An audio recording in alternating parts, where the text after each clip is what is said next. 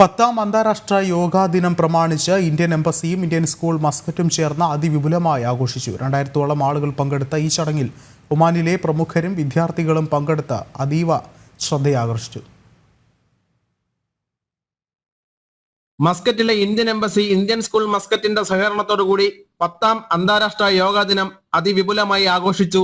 ഇന്ത്യയിലെയും ഒമാനിലെയും പൗരന്മാർ, റെസിഡന്റ് അംബാസഡർമാർ, നയതന്ത്ര സേനാംഗങ്ങൾ, ഇന്ത്യൻ സ്കൂളിലെ വിദ്യാർത്ഥികൾ എന്നിങ്ങനെ ഒമാനിലെ വിവിധ മേഖലകളിൽ നിന്നും 2000-ഓളം ആളുകൾ പരിപാടിയിൽ പങ്കെടുത്തു. ഈ വർഷത്തെ യോഗയുടെ ആശയം സ്വയത്തിനും സമൂഹത്തിനും വേണ്ടിയുള്ള യോഗ എന്നതായിരുന്നു.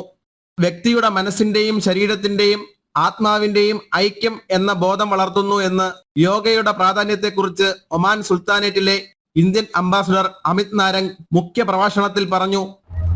Namaskar, we have gathered here for the 10th International Day of Yoga here in Oman, Muscat.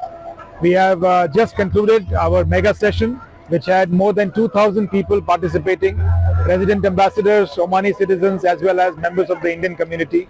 Yoga is always a festival here and has helped bring together the community, both Indian and Omani, in a united pursuit of good health and holistic well-being.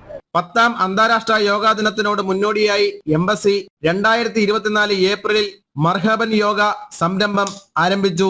ആരോഗ്യം, ഐക്യം, രോഗശാന്തി, സമാധാനം, മനസാന്നിധ്യം, ക്ഷേമം എന്ന ആശയങ്ങൾ മുൻനിർത്തി ആരംഭിച്ച ഈ സംരംഭം ഒമാനിൽ ഉടനീളം വിവിധ പരിപാടികൾ സംഘടിപ്പിച്ചു.